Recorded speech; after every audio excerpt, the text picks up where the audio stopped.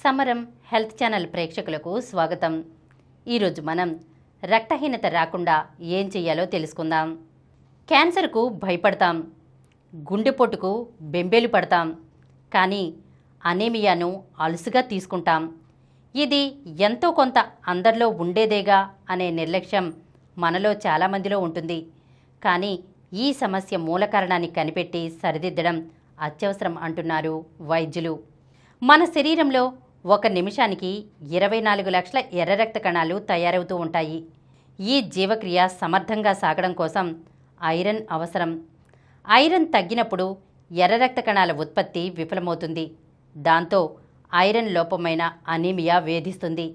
ప్రపంచంలో 200 కోట్ల ప్రజలు అనీమియాతో బాధపడుతున్నారని ప్రపంచ ఆరోగ్య సంస్థ అంచనా వేసింది.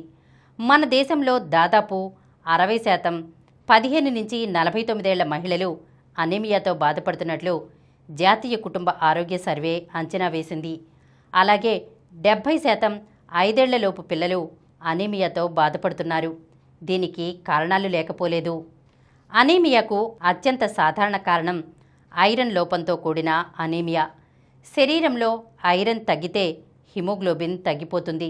ఇందుకు ప్రధాన కారణాలు: పోషకాహార లోపం, ఐరన్ సమృద్ధిగా దొరికే పదార్థాలు తినకపోవడం, నెలసరిలో అధిక రక్తస్రావం, గర్భం, బిడ్డకు ఐరన్ను అందించడం వల్ల గర్భిణిలో ఐరన్ తగ్గడం, అల్సర్లు, పొట్టలో పేగుల్లో పుండ్ల వల్ల రక్తస్రావం జరగడం, వ్యాధులు, జీర్ణ సంబంధ వ్యాధుల వల్ల ఆహారంలోని ఐరన్ను శరీరం శోషించుకోలేకపోవడం, పోషక లోపాలు, విటమిన్ B12, ఫోలిక్ యాసిడ్ లోపాలు, సమర్థమైన ఐరన్ ఇంజెక్షన్లు.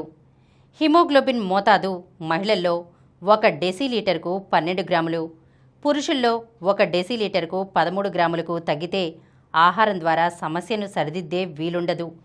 ఇలాంటి సందర్భాల్లో 6 నెలల పాటు ఐరన్ మాత్రలు తీసుకోవలసి ఉంటుంది.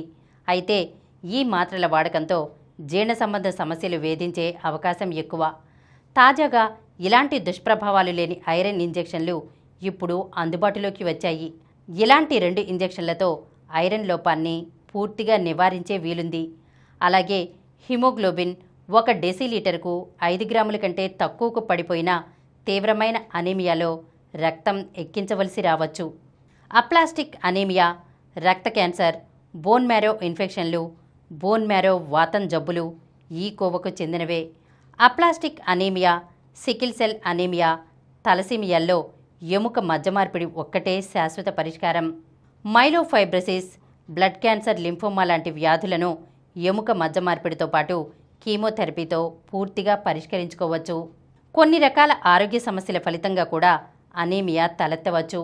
కాబట్టి 2 వారాల పాటు మందులు వాడుకున్నప్పటికీ రక్తహీనత తొలగిపోని సందర్భాల్లో రక్త నిపుణులను తప్పక సంప్రదించి కారణాలను కనిపెట్టే ప్రయత్నం చేయాలి. పలు రకాల రక్త వ్యాధులు అనీమియాకు దారితీస్తాయి. రక్తాన్ని ఉత్పత్తి చేసే ఫ్యాక్టరీ లాంటి ఎముక మధ్యలో ఎలాంటి సమస్య ఉన్నా రక్త ఉత్పత్తి ఆగిపోతుంది. నివారణ: పాలకూర, కూరగాయలు ఎక్కువ తీసుకోవాలి. శాకాహారులు ఐరన్ సమృద్ధిగా దొరికే పదార్థాలకు ప్రాధాన్యం ఇవ్వాలి. చేపలు, మాంసం, గుడ్లు తీసుకోవాలి. పప్పుధాన్యాలు, తృణధాన్యాలు తీసుకోవాలి. వైద్యుల సూచన మేరకు సప్లిమెంట్లు తీసుకోవాలి.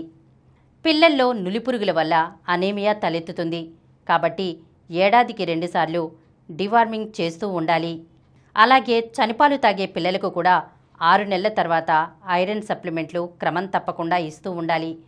తొలి నెలసరి మొదలైన ఆడపిల్లల ఆహార విషయంలో తగిన జాగ్రత్తలు పాటించాలి. ఐరన్ సమృద్ధిగా ఉండే ఆహారానికి ప్రాధాన్యం ఇవ్వాలి.